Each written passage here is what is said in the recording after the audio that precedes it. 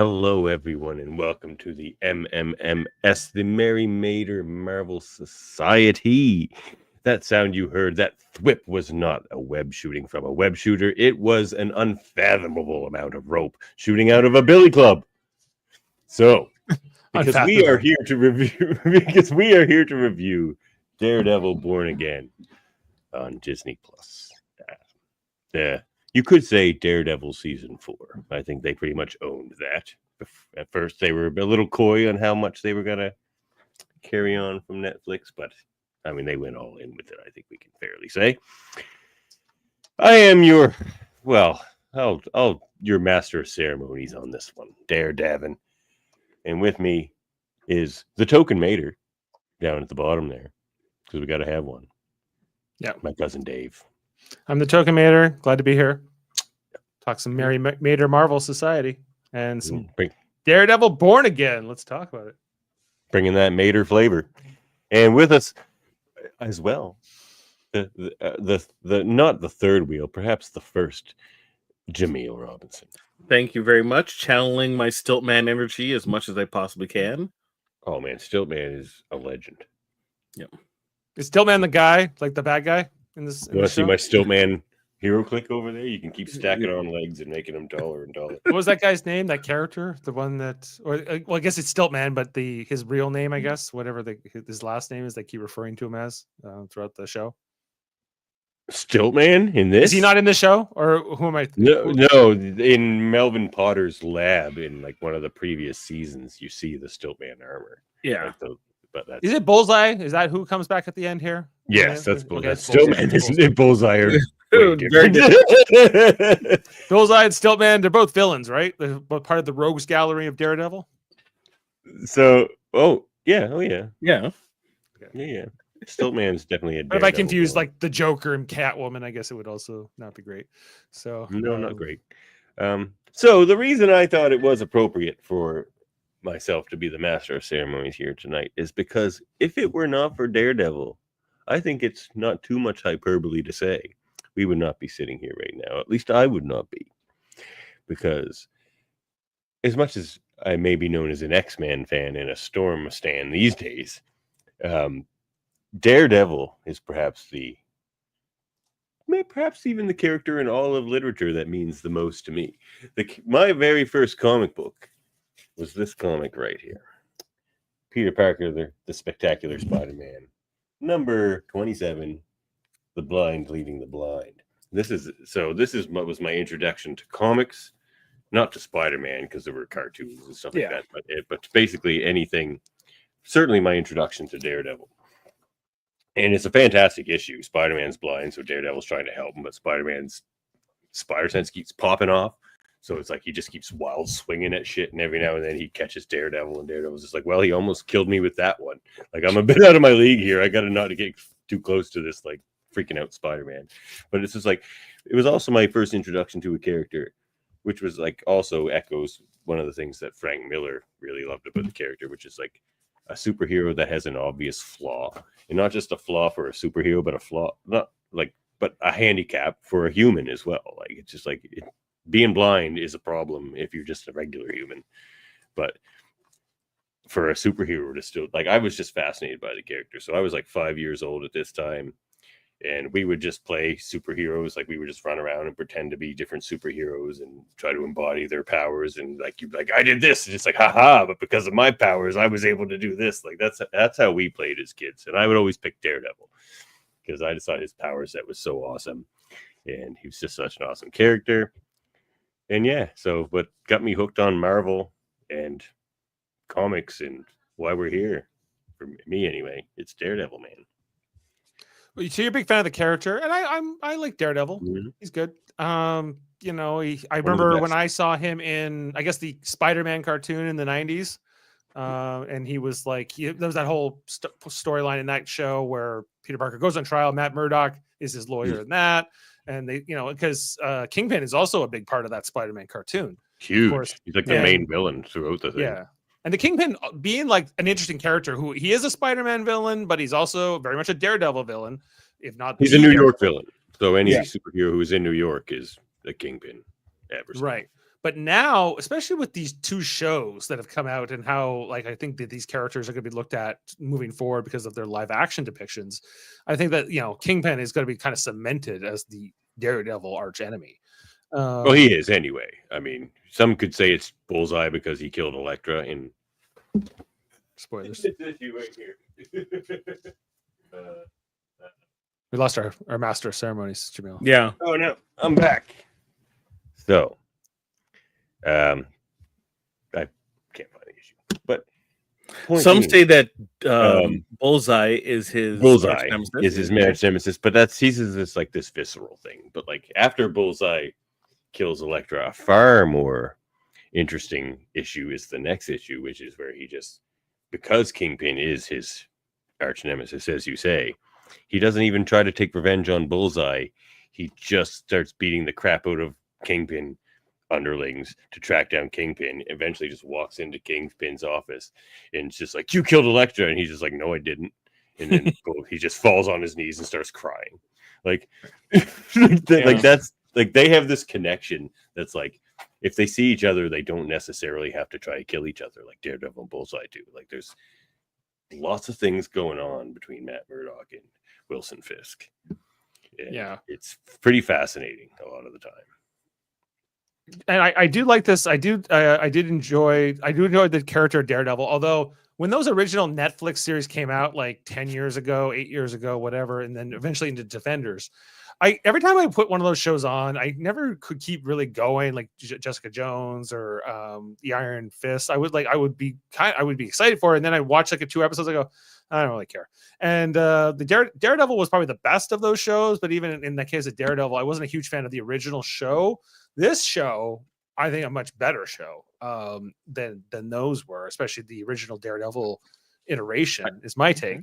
I think I figured it out, Jaemeel. I think I figured out the relationship between our beloved Dave here and Marvel. I think I got it. What is it? Okay. Allow me to have a sip from my beverage. Keep us in suspense there. Mm-hmm. He's cracked the code. You, sir, are not a fan of street level superhero comics.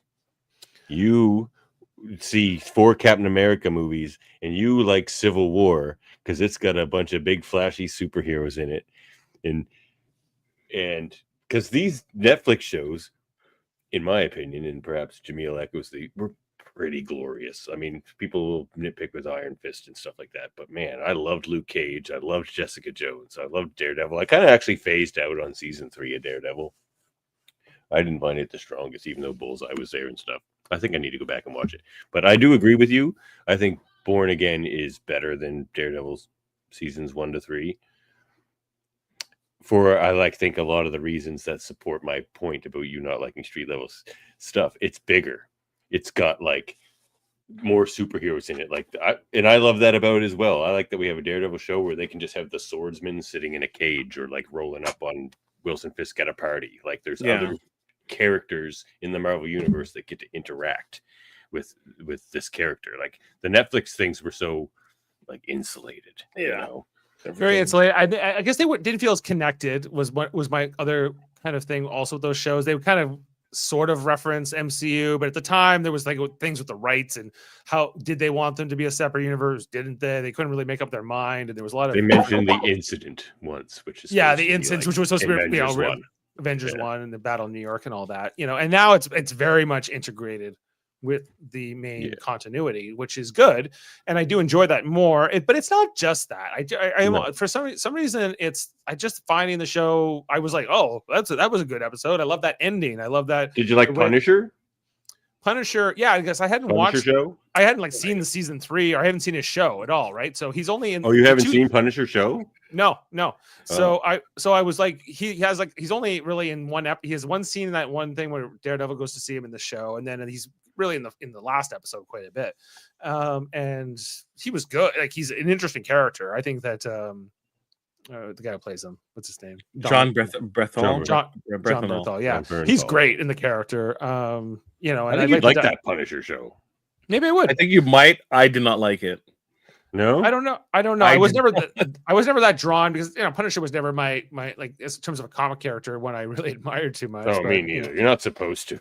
Yeah, he's He's kind a of a monster. psycho. He's Yeah. a monster. Yeah. Right, and they kind of don't totally shy away from that in this show either. In the But Civil War comic, it's hilarious. He like walks into the room carrying like an unconscious Spider-Man, and they're all just like grossed out. They're like, "Why is Frank Castle here? Like, can he just leave? Like, we don't even want right, him." because he kills people even when he doesn't have to. He just does it. Right, It's just his philosophy. He's just like, it's just easier this way.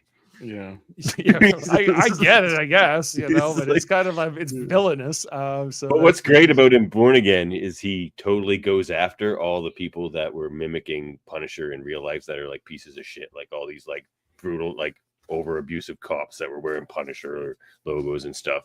They directly confront that. I like that Marvel's directly confronting all the twisted fan reactions to these characters. Like She-Hulk did it. That's why it got blasted, because the dickheads realized they were the villain.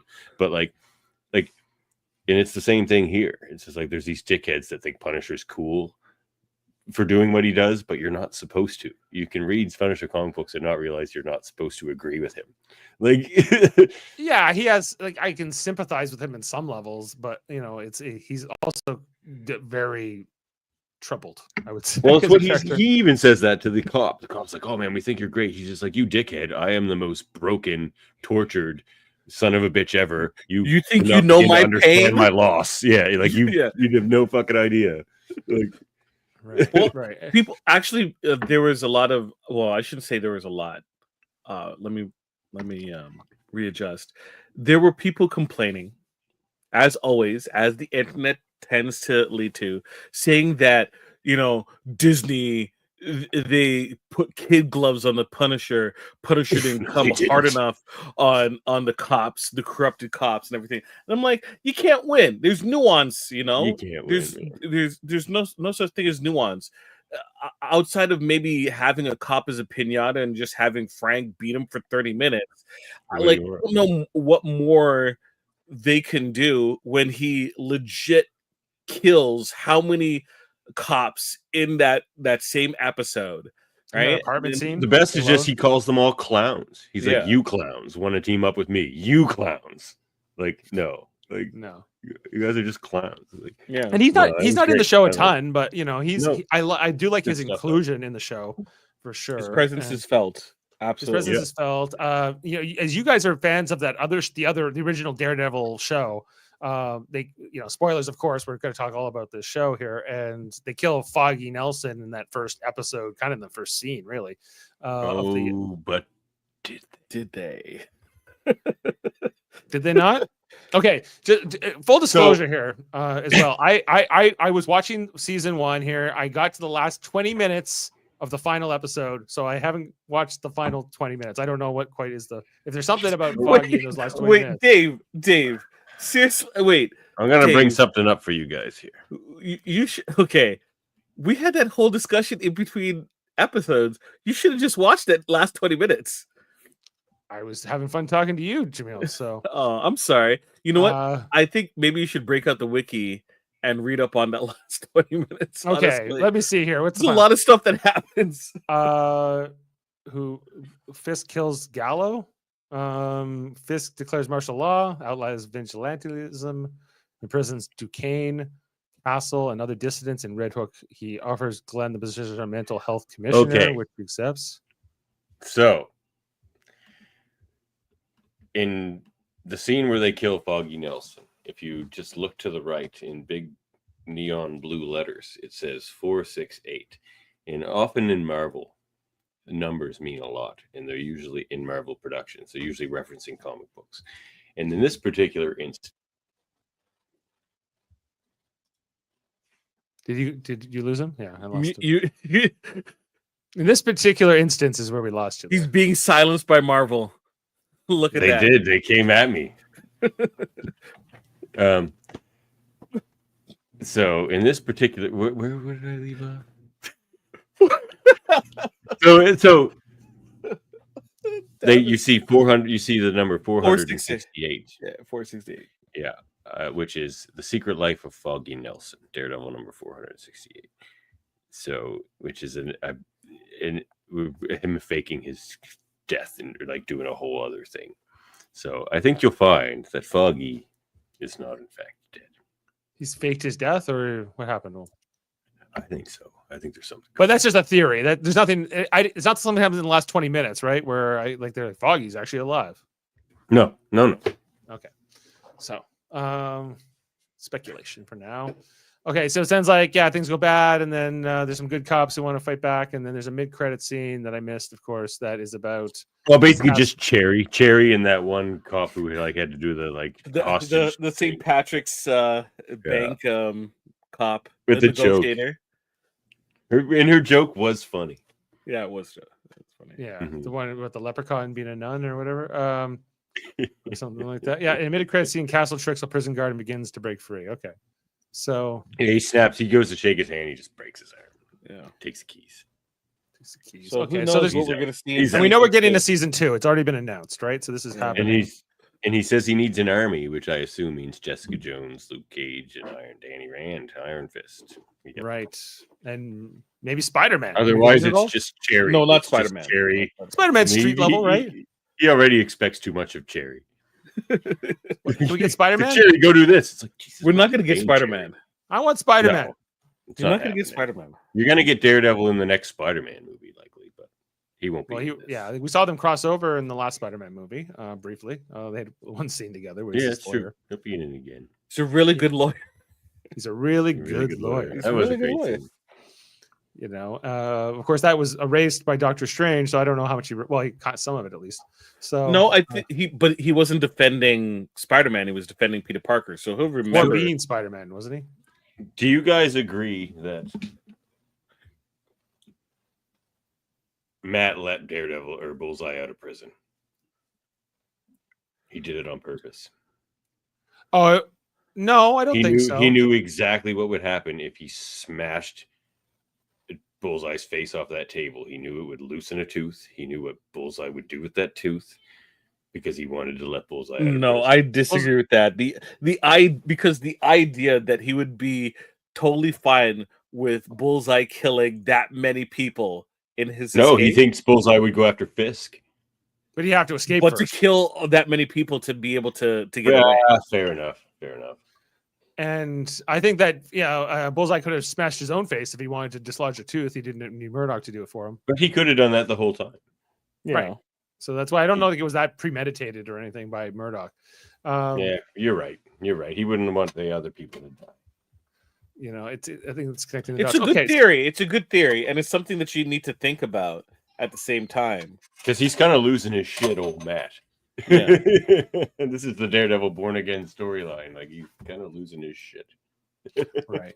But in terms of the show, like I a lot of it he spends not being Daredevil because he kind of gives up being Daredevil after a while after Foggy Nelson dies in this first episode. Karen is so hilariously not like Karen from the comics. It's like there's never been a comic book interpretation so different than Karen Page. Yeah, never. This is Karen Page. Like this is her on a good day. Karen Page is a complete friggin' disaster. She's a complete mess all the time. A mess. Crying all the time. No, just like on drugs or like doing porn or like who the hell knows what. She is a mess. She is a mess. I'm not super familiar with the character, but her depiction in this show led me to believe she's more confident and that's the thing. She's so confident in this show. I'm just like, who is this character? Why do they even call her Karen Page? Well, I don't think they would want Matt to fall in love with someone who is just an utter broken. Yeah. I think that he comes back with AIDS in Born Again. Yeah. Yeah, she has AIDS. Yeah. It's bad for old Karen. Dave, just before you start, I think that you were just mentioning before about how initially when the series started, you didn't necessarily get a lot of Matt as Daredevil. It was just Matt as the lawyer or Matt struggling with things. And I know people like the show, but there's this strange thought process you see with a lot of people complaining about what they want in terms of a superhero type of presentation. You heard people complain about Iron Man 3, and one of the complaints was, well, he wasn't Iron Man for vast majority of the film. But that's a misconception, and once again, it rings true here in this movie. Daredevil isn't Matt in the costume. Matt is Daredevil, right? Tony Stark is Iron Man, right? Yeah. Right. And these are the stories of that character, not necessarily that character in costume, right? Luke Cage is Luke Cage All the right? time. Yeah. All the time. It's not like a Right? Batman Bruce Wayne thing. Yeah. Some of these, some of them have the dual identity and some of them don't. More so, right? Where Like some people, are more he tries to not let intrinsically- people know he's Daredevil, but there have been times when everyone did know he was Daredevil. He wore a shirt to indicate that, or Chris's sweater. well, and everyone knows who the Punisher is, for instance, and like mostly in the MCU, secret identities are kind of a little more rare, you know. In this Spider-Man thing. Spider-Man is now Swordsman, technically. Who? Well, now, yes. Who else? The Swordsman. The Swordsman. Okay, but everyone seems to know about it. No, Kingpin knows about it. Fisk kind of puts. He two knows and two about everyone's together. secret identity. You can't keep it secret from Kingpin, apparently. Spider-Man is now Daredevil, I guess, and who? What? Is it? Is Who else anyone has a secret identity? in the I said, MCU? with a mustache like that, you're definitely the swordsman. That's how Fisk got it. Who else has secret identity? Not many. Miss Marvel has secret Miss identity. Marvel. Yeah, Miss Marvel. Miss She's Marvel. mentioned in this show. Okay. Yeah. Yeah, I 'cause there think was I think in you're it going to quite a start bit, and seeing that's more good and stuff. more of it. I think you're going to start seeing more and more of secret identities as they clearly With the Young define. Avengers and stuff. Yeah, and plus with Fantastic Four joining the MCU because they are the public face of public face heroes. Right. Like- They're the least secret identity of any superheroes in Yeah. some ways. They're celebrities. They are celebrities. Yeah. Yay! And Oh, just talking to Dave and Jaemeel about Hello. Daredevil. Oh, Mhm. you that's how it can't goes. hear me. They can hear you. We can hear you. No. No. Meow. That's so cute. Yeah. No. She was like, "You stole my soul. What are you doing?" Yeah, we can hear you. So, where was I? I've lost my train of thought here, Jaemeel. No, well, in terms They- of they secret do that. identities and the cult of like the personalities involved, like Fantastic Four are heroes. Okay. Daredevil, Miss Marvel, Spider-Man are individuals with secret identities. And this was like one of the only MCU things that has quite a bit of that whole secret identity thing, people not knowing, and more of this vigilante kind of debate, which they've done a bit in the MCU, but more of it's public facing. The fact that the Avengers are meant to be this kind of controlled group, and now it's coming off the Captain America review where the president's like, we need the Avengers back, right? But Sam has reservations. He's like, do we want to be sort of a controlled entity that the government can tell us what to do and give us orders, or do we want to be more autonomous and have the ability to intervene when we think it's necessary? Which is great, even though this is not the Captain America thing, but sets up X Factor too, right? This government controlled body that is controlled and maintained by the government, funded by the government. Don't forget about Alpha Flight. Yes, True. Let's never forget about Alpha Flight. Let's never Yeah. forget Alpha Flight. It's our Canadian superhero team controlled by the Canadian government, as we would. Yep. Department K. Yeah. We're deploying them from the Superhero Act. And here comes, and now Ursula's here. Yeah, they just come out of nowhere. They come out of the woodworks around here. Okay. You have the fun room. You're in the fun room. Yeah. There's a lot of fun rooms around here. I thought this cast was really good. Oh yeah. Largely, I thought that I didn't realize how much of a Kingpin show this was really going to be, but it really Pretty was. great. Yeah. People were complaining online that he wasn't brutal enough and his wife was the new Kingpin. I'm just like, just wait. And then he crushes the guy's head and rips it apart with his bare hands. I'm like, there you go. That's what you wanted, people. You've got it now. But even then, when he was not technically being cruel, there was this hidden agenda that you didn't believe the sincerity of. Oh, yeah. You know, he was I just wanna fixing make New York. streets. I just want to I clean just up like the LaGuardia, and I'm just gonna build the city like LaGuardia.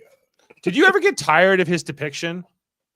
No, Like, No, of he's your- an amazingly good kingpin. yeah, It's like it couldn't have been better.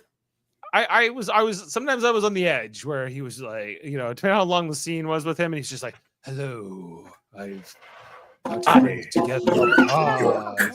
I talk like this, and I am very deliberate about what I Yeah, say. he's such a character in this Oh, show yeah. that you're like, is this a real person? You know, or is What a this just character actor, though. He can come up with some interesting Yeah. stuff.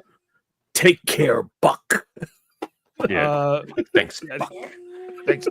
And come on over. And if you ever do anything like this again, it's going to be something. You watch. Great. Oh, man. Um, Okay, here's a theory for you. The guy played by Tony Soprano's son. The Rose.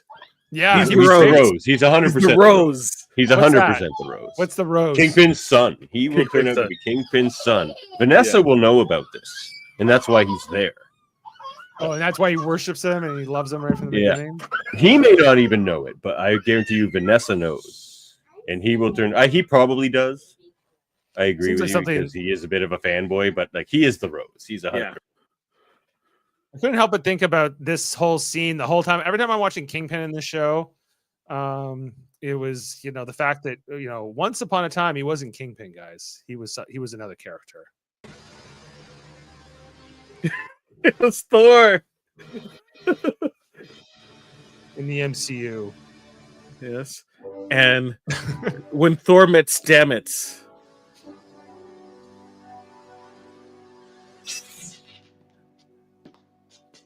Thor. Sarah. Oh, Thor, mighty god of thunder. Who is this kid? Yeah. You must be Mr. Dawson, right? Mr. He's Mr. Dawson. Or is he the Kingpin in an earlier form? What? That was the first Marvel Universe and X-Men crossover. Exactly. You know, that was Vincent D'Onofrio playing this mechanic, Mr. Dawson, who is mistaken for Thor back in the day. So, yeah, different physique in this movie or the show, and a different look to him completely. Physicality, his performance, his voice, everything.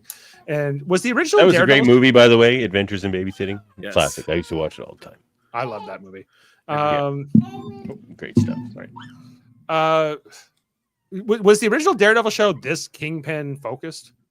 Yeah, pretty much. Mm. I would Because say. it's really, they should I really mean, call this. no, I guess not because he wasn't the mayor of New York. But like, He was, but he was basically. just, he had he just was as in much every screen episode time. quite a bit. Yeah, I would say. He's a just- major maybe figure. a touch less But he was because still a they had major more figure. side characters. There was more Foggy, more Karen, more that kind of stuff. Yeah. But like Ben Urich.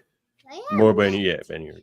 This show is as much a Kingpin show as a Daredevil show. You could call this show Daredevil and Kingpin Born Again.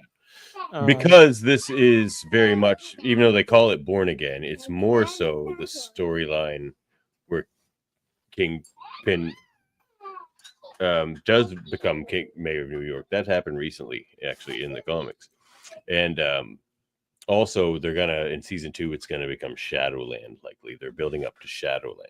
what's that? Like his real army, like we're gonna get Jessica Jones and Luke Cage and all that stuff, but the army is the hand. Yeah. He's so in Shadowland, Daredevil becomes the leader of the hand, Yes. and like I think that's what we're doing here. I Yeah. think it's going to be the hand versus like all the crooked cops of New York, and it's just going to be amazing. Cops okay. versus ninjas. Yeah, it's going to If be cops versus Kingpin ninjas. took over The thing we New always York wanted, City, the battle that always had to happen. how could Kingpin take over New York City like this without like the United States government and military getting involved? Have you, Don't you think they're have you kind been of paying busy? any attention to the United States government? Why do you think they're like some sort of competent thing that like stops stupid shit from happening when really they're just a This perpetuator is New York of City stupid shit? talking about. So like, being who was taken the over. mayor of Washington D.C.? Was it straight up crackhead? Right, known crackhead. But they Who was wouldn't have let. who was the mayor of Toronto where you guys live? A straight up crackhead. Like, why do you think there's like they wouldn't let like this intentional blackout happen and like martial law in the city, and like that's not within like the governor of New York would be able to override that. Like, you know why there's tariffs against Canada right now? Because essentially martial law. He had to declare a state of emergency over the fentanyl crisis to even make those legal without going to Congress. So I know that it's exactly that. It's just like, but here's a made up crisis. He's at a higher level. He's the president of the United States. This is the mayor of New York. It's but this mayor of New York actually just had an assassination attempt, and he was playing it off as the response to that. It almost feels like Fisk should be the president almost, because that's the kind of power he's given here. And this is municipal government. It is powerful and it is important, but compared to states and like things like that do have more autonomy down there than up like here. And the National State Guard or whatever, or the New York State whatever, they have their own like little paramilitary as well, right? Like their National Guard or whatever. Yeah. Correct me if I'm wrong, American. They have their own National Guard. Each governor has kind of a little military force, for certain kinds of crises, emergencies, yeah. And but like the mayor of New York does not. But it felt like New York was almost trying to like even separate from New York State in some ways. And New York City was like, we're kind of our own thing. Our own New York City seems very much its own entity. I mean, and as the mayor of that city, I mean that's your area of influence.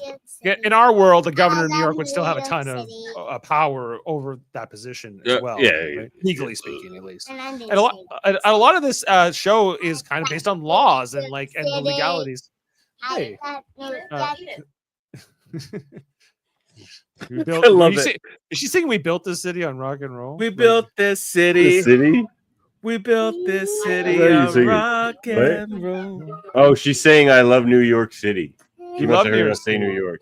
She thinks Halifax is New York City because we look across the water and we see Halifax. I'm like, look, the city. She's like, it's New York City. I'm like, it's Halifax. She's like, it's my New York City. I'm like, yeah, exactly. New York City wishes. Exactly. It's New York, New York. Mm-hmm. Nice place, Nova Scotia. Like I thought, like watching this show. You know how I talked to you about how like Captain America, Brave New World felt like because show felt much more. Are you hearing Dave? Dave, you're cutting in and out. This is so funny. Yeah, I didn't understand what you were saying there. I'm cutting in and out. It's like Dave is like, you know how with how it's talked about Captain America: Brave New World is like. Oh yes. Hi, my name is. Welcome to society. I was on a whole point. I had a whole good point. We heard like some of it. So nice. I want to hear it twice, Dave. Hit me with it. Am I okay now? Or am I still cutting in and out? We'll see. Let's give it a whirl. I had a good point. Oh yeah, I was talking about how Captain America was a little. I was disconnected from that because of how it didn't feel relevant to real life events. It felt like such a different world and so hard to relate to that it was, for me personally, that was a bit of an issue. But this show, like Wilson Fisk and his depiction and how he's running the New York City, it's very Trumpian. It feels very relevant to. I think intentionally. Yeah, intentionally so, yes. But Captain America making a deliberate choice to do quite the opposite of that. And of course, Captain America was made before Trump was elected, so there's kind of a different. Hence, like the reshoots and stuff. I see the difficulty they had in producing that movie. Like things that just kept happening in the world with Israel and with the U.S. And it's just like, why did we choose now to make this freaking movie? Like, literally any other property would have been easier to produce. The movie is kind of a victim of when it's coming out, and the more time that goes on, the more like the U.S. is like doing all these other things. That it's a movie called Captain America is kind of like But Daredevil didn't have any of those issues for me, even though it's New York City and it's still the United States. But Fisk is he's so I'm like, I can buy this. This feels very much like our own world, with the way he's running. Certainly strongmen politicians in North America that have and he was a particularly like brutal mayor here. It's almost like he's almost like a mayor. How's your guys' green belt doing? Like there's they get politicians everywhere. Davan, amazingly enough, you know what? we don't worry about green belts. We got, No? we got expensive No? spas with 95-year leases that I could never Oh, afford to go to see. instead. I think that's an awesome trade-off. The biodiversity of spas. Yeah, spa I get it. with the massive parking lot. I get it. Yeah. Never mind. Take it back. Right. So I guess in some ways, like it was a little like there's still that part of me that hasn't experienced the last 10 years, and I go, "Oh, now Fisk would never get elected mayor." Oh, yeah, I guess I could imagine this world where he does, and it's an interesting.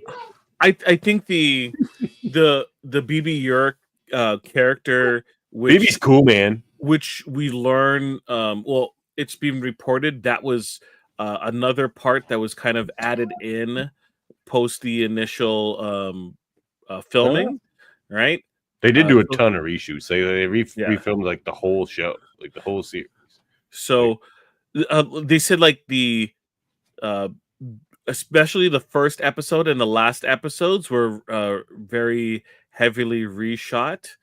But like the BB York sequences kind of gives you that different the differing opinions of the New Yorkers there, and some they don't necessarily show that all of them have the exact same needs and wants, right? All of them have varying degrees, and you see how it intersects with what's going on with the show. Some people just want, like, I just want to live my life. I don't want to deal with this, hey, these superheroes are important. Right? You're seeing how it just intersects, and they don't want to make the people be a monolith, which is, I think, is a good thing. We want the New Yorkers to all have their different agendas, and it just so that the cult of personality that is Kingpin kind of just took over in comparison to these same faces, and that's how he was able to win, right, and take over, and that's how he's able to remain in power, as he's putting these ideas out there, and the news and is being manipulated to kind of control the entire populace at the same time as he continues to grasp for more and more power. I thought it was very interesting throughout the course of the series. Yeah. Is the news going to play an important part in the second season? I hope so, because it's the law, it's the news, and it's also like the superhero aspect of it battling at the same time. Right. It's a challenging thing for these writers, I think, because they have to kind of think, okay, we're shooting the show in this time, but then it's going to come out at this time where we won't know what's happening, but it's either going to resonate more or it won't. I think in a show like this that has a lot of message, and this show is a lot about individuality and choice, and not the monoliths, but like corrupt cops and good cops, and sort of corruption in general, and criminality and crime. And the other thing I really enjoyed about the show, getting back to Kingpin, I guess specifically, is that he becomes mayor in New York, but he doesn't fully use it to his full evil extent until, because he's got this whole thing with his marriage, right? This relationship with his wife, and he's estranged with, and he's going to the counseling, which I think was another smart choice to make like Daredevil's girlfriend the counselor there, and have the connection of the storylines there without. And then where she ends up is like working for Fisk by the end. Yeah. Right. Yeah, that was interesting to see that as the development, because she turns on Daredevil basically. There's some characters just go to some dark places in this. And one of the best takes of this show is by friend of the X-Men show, Hanif. I don't know if you're watching this, Hanif, but I'm going to quote you here. Like, he's just like, he just like wants to say how like awful Sheila and Heather are. Heather, his girlfriend, is Sheila, Fisk's, what is she, like the campaign manager or whatever? Yeah. What does he say about Sheila? He's like, you are a disgrace to women, to black people, to New Yorkers, and to black women in New York. Checking a lot of boxes, I think.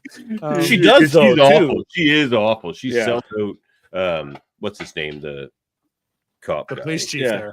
Yeah, sells them out hard, man. It's not even that she's just a bad person, because you could be a coward. Person. She's a coward. Absolutely. She's not even a villain. She knows what's right, and she has the opportunity to do the right thing, right? And it's not even to say that it's necessarily easier, but for political aspirations and everything, she decides otherwise. Not even just to like let things Her go. whole thing is she like political purposely- formality. Like that's all she cares about. Right. Which is She also very relevant to purposely- today and She current world purposely events. corners the police chief. Yeah. Yeah. She does, and then I don't know. Did she mean to like betray him in this way, or Oh, 100% she did. She This is sold him out hard. premeditated? She just went right into the next room and is just like, hey, this guy's gonna sell you out. Yeah. right? So she already made that decision to completely flip. You know, Yeah. the- She wasn't She just was recording it just bullshitting that cause. cop the whole time. She was bullshitting him the whole time. Yeah. She was wringing her hands, guys. Though, come on, she was struggling. Like she's the secret villain of this whole series. She is awful. Well, she's Like- not noble. That's for sure. Yeah, just like I guess how the corruption spreads. You know, you see how that progresses through the 9 episodes. And by the end, how like Kingpin is completely like solidified, and then he patches things up with his wife, and it's like he can fully because there's that whole thing where his wife kills that one she had the affair with. And then it's like almost like Kingpin's like, now I'm back to evil Kingpin. I can focus on just taking over the world. They both had secrets that they were both hiding from each other. He's just grabbing more books, and this entire season we kind of have like both of them basically have their secrets revealed to each other, and they were able. Yeah, Muse. I liked Muse as a villain. Muse is a great villain. Not bad. Although, okay, I don't understand how he gets away after Daredevil chokes him out in that cave or whatever. But he was distracted. he should have tied him up. He tied him up, so he should like. There's a possibility of what's the name's daughter dying, just to make sure that the villain doesn't get away. I think he was more concerned. Because it was he should have, because obviously he got up and hurt somebody else. You can't let him. You got to contain him and then get to So the daughter. the ends justify the means. I'm saying you can walk and chew bubble gum at the same time, and I think there was time for both. He had time to fight him, so he had time to tie him up.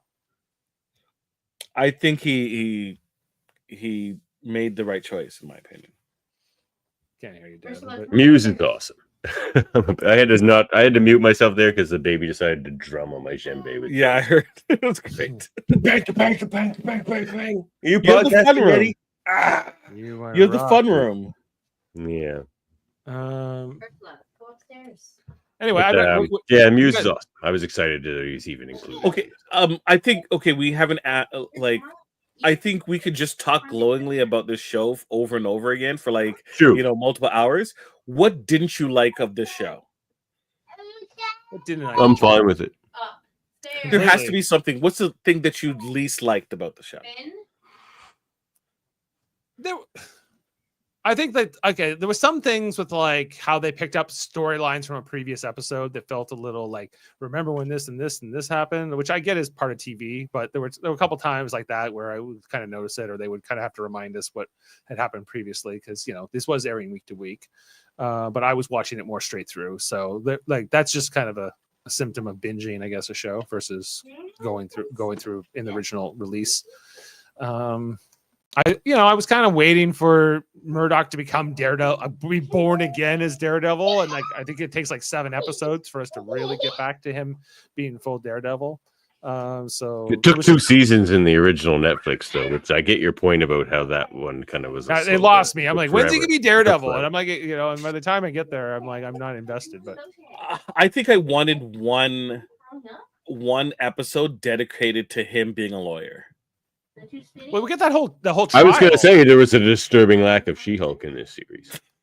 Yeah, what happened with him and She-Hulk? Are they not They together should have anymore? been at each other. Different coast. again in the Different court. coast.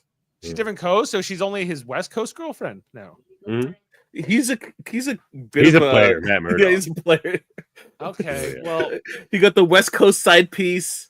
You Yeah. know. That's Yeah, totally like- his MO. the trial with like White Tiger, that was a lot of the courtroom scenes. There was a guy who wrote for one of these episodes. His name is David Feige, no relation to Kevin Feige. I don't believe it. It happens. It was. I think it's the court. It's the whole courtroom scene. I think it's the episode called Six Semper Systema. It's the 4th episode. where he's trying to expose that thing. That's kind of that very end of that episode. They introduced Muse as well. It's a good episode. But yeah, and then it goes into the St. Patrick's Day episode afterwards, which was pretty good too. I thought that whole bank robbery thing and the crossover. The only thing I could say, Jaemeel, to answer your question, because I did think it was great, is if they were going to focus on New York vigilantes in those cages at the end, I would like to have seen maybe some more like Cloak and Dagger and like some more recognizable figures other than just swordsmen and a bunch of nobodies. Did you know Mr. Immortal? Mr. Immortal, was he in one of those cages? No, I'm just saying, like, just throwing a Mr. Immortal or something. Just so a bunch of New York vigilantes, like B-rate superheroes, rather. Like, yeah, but Cloak and Dagger and Daredevil team up like regular. Like that's a thing. Because Daredevil's a street level hero. To be fair, Cloak and Dagger should be able to escape a simple cage. Sure, Cloak would just. Okay, fair enough. I don't think they're good candidates. You need someone who's not as equipped, I guess. Yeah. Spider-Man? No, I guess he's too powerful. Just something more of that vigilante stuff because it's this big thing. We got to strike back. One of the LARPers from city, and they only show White Tiger and Daredevil. One of the LARPers from Hawkeye. Yeah, that would have been funny. That would have been funny. Right, they had Timothy Dalton from Hawkeye in this too, right? Yeah, he's the swordsman character, right? And I kind of forgot about him. I was like, oh yeah, he's pretty great. Yeah, he's pretty great. Yeah, he was it. So in terms of what I didn't like, I was kind of like when I found out this was 9 episodes, I was like, geez, this is a lot of episodes. But it was originally one long season that they. It was 18 episodes. Yeah, I was coming off the fact that it was going to be. Well, they must have felt it was too long, and they shortened. 18's a lot these days. It is, and I wouldn't necessarily be upset with that because by the end of this show, I know I didn't finish the last 20 minutes yet, but I was really enjoying every episode. Like, I think got close. I don't mind that it was 9 episodes, especially if the idea is this is premium television. We are taking an approach where this is a serious subject matter, and we're taking the episodes very seriously in terms of its presentation and the quality in which we want to ensure that we're putting out there.